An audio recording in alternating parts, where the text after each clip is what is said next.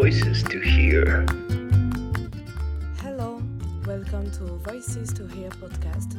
My name is Chloe and I'm here with Youen to talk about working in a graveyard. Thank you. How are you? I'm good, thanks. Can you introduce yourself?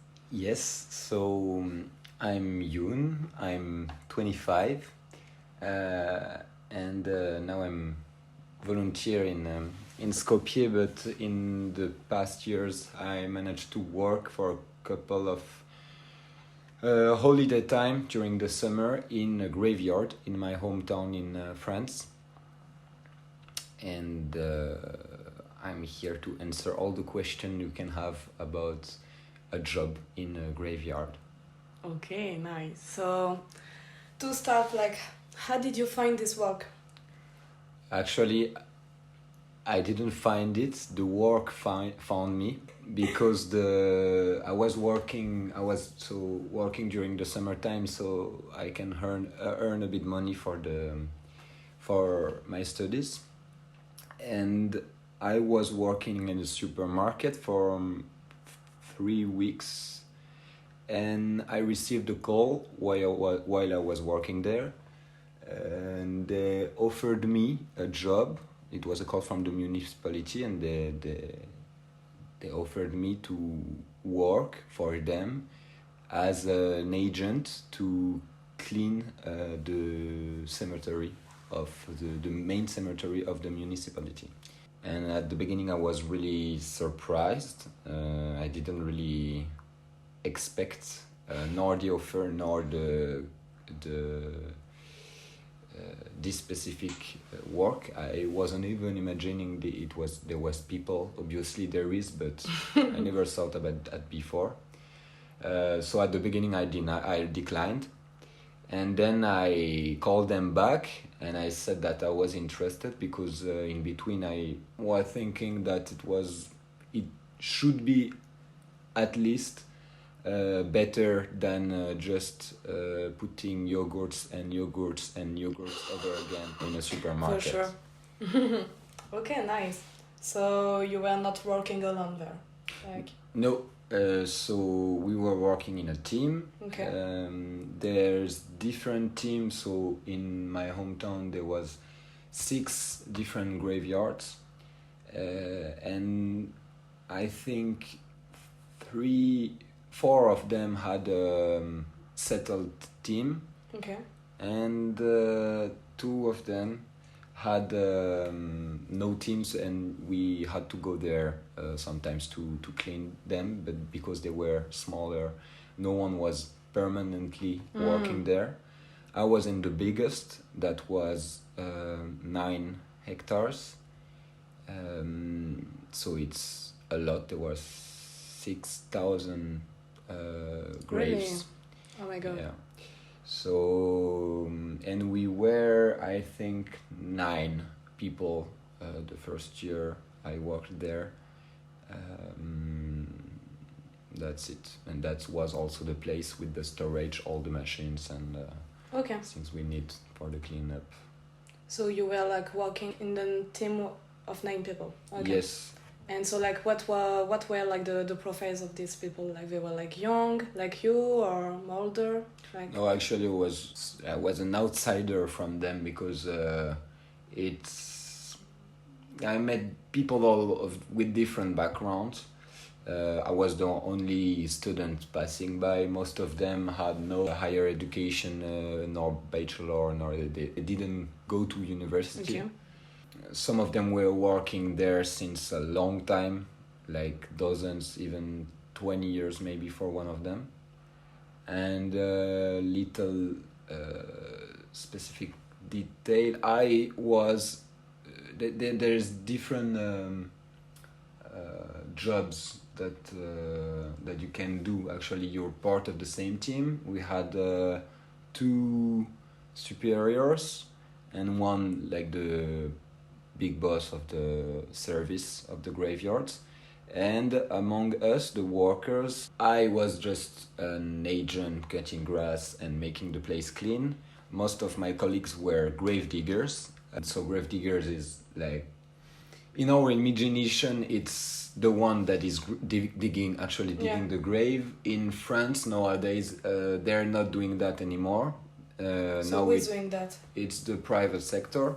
I Okay. was in the public administration, but the private sector now is setting the graves and digging them. Okay.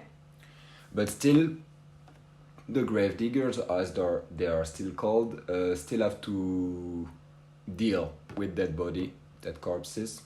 In two cases. First, if someone died on the fields, territory of the municipality, then it's mandatory for the municipality to give them proper burial. Okay. And in that case, the grave diggers have to set up the grave. And in another case, the graves aren't the ownership of the dead people's family. They are rented by the state. So basically, when someone dies in your family, for example, let's not give examples of that. Maybe. Yeah. You will go to declare his death, and then you go negotiate with the municipality renting time. So it's either 15 years, either 50, either 100, and there are some also permanent concession. And so you give money for, like, you're buying this amount of time. And for some people, they pay 15 years, and after that, there's no one to remember them, to mourn them. So what is happening after with? Then it's the moment when the grave diggers are actually digging the graves. Okay. They're digging it and then opening the coffin and taking everything away. So okay. Then it can be like just 15 years after the death of the person. Yes, if there's no one, obviously the municipality is first like sending some reminder. Okay, so this concession arrived to a term. So do you want to renew it or not? And then when there's new people dying, at some point, if no one is paying anymore, then the body is removed and the grave is set free for another person to be buried there. Okay, I have just like a question. Like, do you know the price, like, for renting a grave? I don't remember, but the longest you want, it's the most expensive it is. Okay. But at least I think it's hundreds of euros. Maybe 15 should be 500. No, I don't remember the prices. Okay. I wasn't dealing with that part. So there's different tasks. Yeah, there's like the person who's like cleaning the cemetery, and there's like the grave diggers who are taking care of that. Yes, but most of the time I was working with grave diggers that were cleaning the cemetery along with me, because fortunately there's not people dying and that have to be buried every day. Most of the time we are just there working. Theoretically working 8 hours a day, let's say. And after that, the grave diggers have also special days. Sometimes they work on the Saturday. Like every Saturday, someone have to be free if burial happens, because they cannot have a burial without without a grave digger or someone that is a representative from the municipality. Okay, makes sense actually. Maybe you or maybe your coworkers, like, you have been like in contact with corpses and body during this? I haven't. I was just passing by between the tombs a lot of time. Cut the grass and make sure they're clear. Actually, we do everything that's around. If a grave isn't properly cleaned, and it's not our job, it's the job of the family that should go there to make sure it's clear. Okay, you are just like cleaning the cemetery. Everything's around, So the access exactly. So the access, the path to the tomb should be clear, and we are taking care of that. Grass and everything. Yeah. Exactly. Okay. And as well as the trees around, and also the flowers. Not the flowers that are on the grave, but there's flowers around. So me, I was just doing that part because this was a short-term job. But a lot my colleagues had to deal with corpses. The more ancient one had to deal with burial, but most of them that came more recently, it was just like dead corpses from a long time ago, because they were digging again the grave in order to take everything out. How long time did you work in the cemetery? I think a total of 3 months between the first and the second time. I worked there 2 summer, 1 month and a half each. And like some people work there like during 20 years. Yes. Okay, so maybe you or someone else, did they have like some traumatized, like because being in contact with corpses every day and to the death, it can be complicated? Actually, I was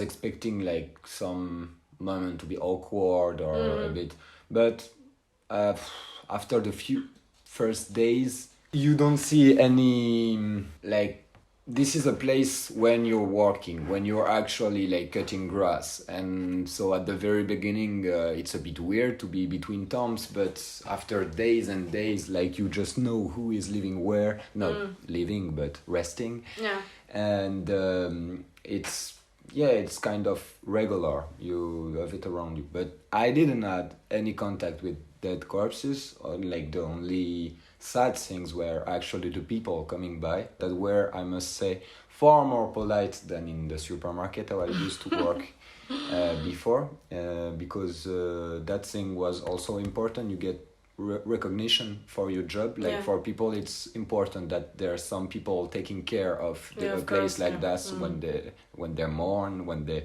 have like beloved one that are resting there, and they do not look at you like you were part of the furniture around them. But some of those people were crying sometimes for different reasons, so you just respect that. You just have to be helpful if needed, but most of the time you don't interact really with them. Just say hello and be polite. But for my colleagues, it was something else, because it's a requirement, like, to be able to face a corpse, to deal and work with corpses close. And actually the most traumatizing part could be when you open a coffin and you have like that. Mostly it's dozens of years after the burial, so the bodies are skeletons mostly. So it's weird, but it's not human anymore. But in some cases, there is one of the 2 cemeteries that had no permanent team. One of the cemetery had a lot of humidity in the ground, so it meant that the body were really well preserved. I asked for one of my colleagues if he had traumatizing experiences. He didn't say traumatizing, but he said that one time in this graveyard that had a lot of humidity in the ground, he started to dig, and then he stopped. He stared at me and he said, "Do you know how does a wax statue sounds like?" I was, yes. And he showed me the pictures, and actually like... Of a wax statue or...? No, of a dead body, but that looked like exactly like a wax statue. And it was really crazy because the body was buried 70 or 80 years ago, and his skin was still completely untouched. Like, of course, he lost weight. He wasn't but looking like a human. But the skin was still here, But the skin was exactly there. The like clothes... mummification or something like that. Yeah. Yes, and the clothes of the corpse were also completely untouched. And same for the 5 bodies that were after this one. Because in the same single grave, they had 7 bodies. They weren't even aware about that, so it took like 4 days to do that. He didn't meant it as a traumatizing experience, but he of course was remembering that. And I think every single one of my colleagues had this specific experience with corpses that is like a summary of their work, that is the most unique, like, special experience with that. Okay. But like after that, they dig it up, like the bodies, like what they are doing of them. Like, of the bodies? Yeah. They are keeping the bones. Okay. And they're storaging the bones in a hatch. Okay. Where like people, for long amount of time. I don't remember exactly, but where people like can actually like relatives from few generations after can also come back and like have access to the recordings. Interesting. Of course, I have one question like that. I think like everyone wants to ask and know the answer. Like, if you have like some paranormal story or something like that, or maybe a coworker of you, because like working in the cemetery, like maybe some things weird can happen. Well, first I wasn't working there at night. Yeah. At night it was closed, and so I personally never experienced any paranormal stuff. But of course, I had these discussions as well with my colleagues because, as you say, like it's a question that comes to your mind in such places. And one of them told me once, like he told me a few stories, but once he was working in during the afternoon and he saw a black lady like wearing black clothes, like someone who is in mourning. Okay. He saw her, then he checked something on his tools, and when he checked again, the lady vanished. And she wasn't there anymore.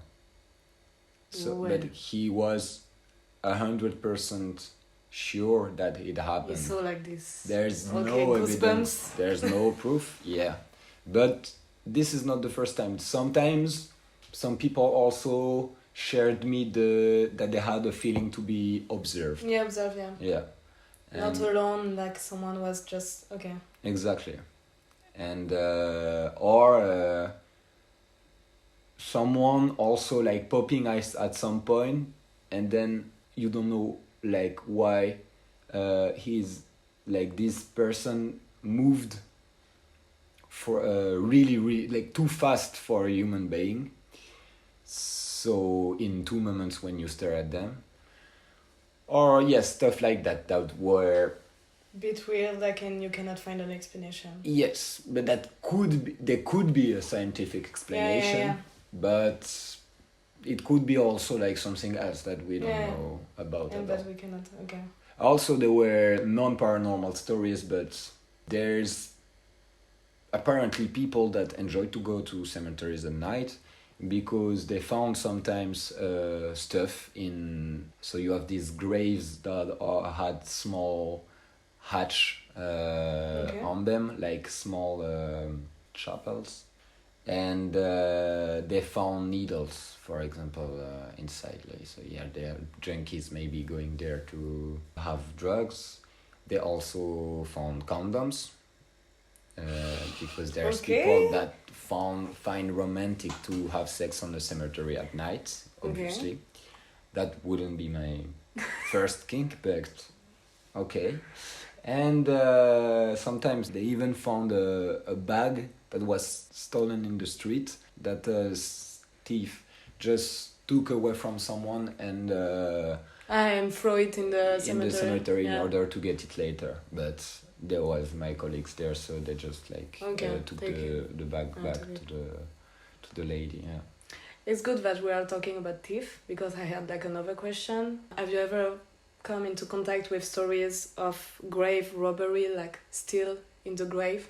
Never, because those are like still public graveyards, so there's nothing to take really inside. valuable. Yeah. Okay. But there were a lot of people complaining about sometimes because the thing you can actually steal are the stuff that is on the graves, so flowers, statues, or rocks. In Jewish tradition, they put rocks over their graves. Different stuff like that way. They took. Some people came to us and complained about some stealings from their stuff. Yeah.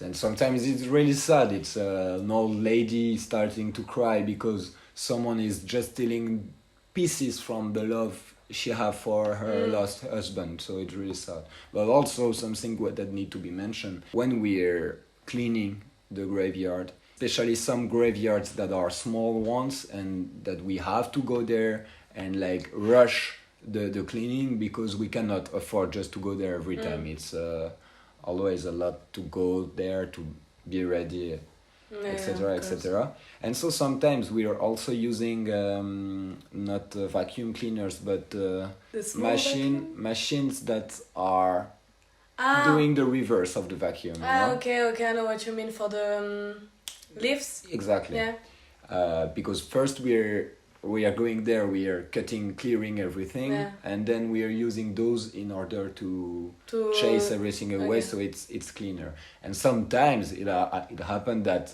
I don't know, plastic stuff like went on the grave. It flows away with the wind, but plastic isn't really a good idea to put on a grave. Did you have to deal with this with the family, like? Yeah, sometimes sometimes it happened once. Someone came to us and said, "Oh, this is missing." It was something that was holding a plastic flower, and so we had to search the huge amount of leaves and plastic stuff and wood and different stuff, and we found it finally. But we took 15 minutes to find it back, because we like with this amount of work, because it's we cannot just deal with everything. And actually I wasn't working that much because we were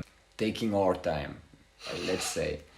Compared to the supermarket, it was more cool. Yeah, far more cool. We had the big breaks, and we could also sit and discuss together, chatting. That's why also I get much better memories from there, because I actually meet people that I could enjoy and share stories that were super interesting. While you cannot do that in the supermarket, it's like a factory. You have 9 minutes to do your break. It's not like a random rock, like it's like very typical. Yes, yeah. But still, the thing also is that people are not doing that much, because it would be pointless to actually be able to clean a cemetery in 3 days instead of 5, because 2 weeks after you just have to do exactly the same, because the grass is growing and growing again. Okay. Mm-hmm. Because I think, like, for everyone, like, in the imaginary, we see, like, the people and also, like, you know, like, all the ambience of a cemetery, like, something very cold, something very sad. So, how was it, like, did you feel, like, some tension? Also with your co-workers, like, they were, like, cold person, or I don't know? That is related to a question that you asked earlier, but to answer that, I would say you cannot imagine how much life there's in a graveyard, because there's always people passing by. And my chief told me that, especially since COVID, during the curfew and the lockdown, we were able to go outside of our home only in 1 kilometer around. Yeah. So a lot of people that were living in the city just discovered that there was a graveyard. They could go there and they could hang out with. Yeah, exactly. That made also more people coming there. Like, for example, you have a big dog in a city. This is one of the last place you actually have space to like play with him and spend time and let him free to run. Or some people were also like playing music in there for the music festival that we have in France every June. Also, there was ceremonies a lot. There was a part of the graveyard that was about all the dead people of the First and Second World War. Mm-hmm. So sometimes they're Germans or English people, American people. Even we had Japanese, especially like from a submarine that was close by. So there's a lot of things happening in a cemetery all day. Yeah. And cold is definitely not the word I would use to describe my colleagues, because even the people that were working there for a long time, they learned to put distance with their work and the corpses. So sometimes I heard a lot of jokes. I think we shouldn't consider that as disrespectful or blasphemy or nothing, because these people meant no harm to anyone, just like making the work easier. When actually you think that, okay, this is dead bodies, this is dead persons, it can be really depressing, especially years after years. And there's the same thing happening in some jobs, such as doctors, such as people that are working. I was thinking about like working in an hospital, you have to put like some distance as well. Like. Absolutely. Otherwise you cannot just survive. Yeah. So dark humor is a really, really good shield for your mental health. But sometimes they were pushing this dark humor a bit too far, and if there were people passing by, they could have been really shocked because the relationship the people outsiders have to this place isn't the same at all. So that's why sometimes some misunderstanding can happen, but nothing big happened. But it could have been, because also a specific feature that I didn't felt that much because it changed a bit in the past years. But 20 years ago, for example, a lot of the workers were alcoholic there. Yeah, okay. Because alcohol is also a way to protect yourself and lower the pressure about it. So since the gravediggers haven't to deal with dead body every day also it changed, and the management changed as well, and now they are more cool, more strict compared to before. But like just like one question, we're going maybe a bit far away from the topic, but like you said, like, so at the beginning, like they were like a private society who were like taking care of the bodies, like so it's them, they are like private and they are going to dig up the bodies and deal with them after. So there's two different things in the process. First you have the funerarium, I think. That's the place where the body are put in a coffin. And then you have what we call in French the marble workers, because of the graves.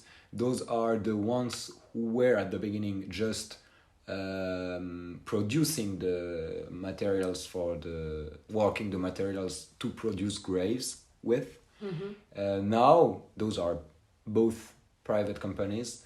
The marble workers, if I can still use that word, are the ones like that are digging the graves and settling everything around. But those are two different services. Maybe there's some companies doing everything, but all the process, but those are theoretical. Yeah, so it's very dividing the task around. Yes. Like this, like okay. Yeah, like a lot of things, the public service delegates some of its tasks to private sectors. That's the general tendency of economy nowadays. Yeah, it's interesting because like actually like I don't know how to say that, but the market of the deaf, it's like a big market, like in an economic way. It's very expensive to bury a grave, to like rent as well, like so the emplacement for the graveyard as well. So actually this is really interesting topics also, because being in a graveyard made me realize that this is the one and only place where everyone is, and there's no that much place nowadays. Like we won't never meet Elon Musk randomly in the streets. We won't also be in contact with people that are living in slums that wouldn't go outside of them. While a graveyard, at least in my hometown, there were people that died on the municipality field without any family. And there's people that are part from old families that have like a big grave where all of the family is there since the 17th century. So everyone is there, but not still on the same level. Exactly. This is the place where we are getting the most closest to each other, but still we can see the difference. There are some people that have money to put to have their eternal like place where all their family would be, and that they constructed in the 17th or 18th century big graves with statues, with columns, and to kind of offer the next generation corpses a fine house. While these people that died without family are just digged to the ground. Before that, in the past times, they were buried in a separate square. We call squares of graves. But now it's forbidden because it sets a difference between them, like they don't deserve to be among the others. So now they're set randomly around, but you can recognize them still because they don't have a proper grave. Most of the time there's just a small plate that is telling, okay, that one died at that point. Just data. Okay. They don't even sometimes gather all the data needed to put it on the grave, because sometimes people died and they never had been in social services nor nothing. So but what you just said about economic, it's interesting for that fact, because actually it doesn't create any value, but it's a good reflection, a good mirror over our society, and how even beyond death we're putting highlighting differences between the life of the different individuals. Okay, well, did you have like something else to say, maybe? Last point? An advice to advise people to go to work in the cemetery, maybe? I mean, this was a really, really specific experience that I enjoyed a lot, especially because it took me out of a really, really boring job. Do you think that you will do it maybe again in your life? Also, definitely I could do it again. But as I told, I didn't really work with the corpses. This is a different task, and it requires a lot of mental strength, I would say. Exactly. You can have like great meetings with colleagues that were really, really amazing people. But also, sometimes I didn't, you asked that a bit earlier, but there was also tensions. So thank you. Thank you. It was very interesting to know more about how is the life in a cemetery, because like you say, a graveyard is full of life. So thank you for this testimony. You're welcome. And it was Voices to Hear with Chloe and Youen, and see you for our next episode. Bye bye. Voices to Hear.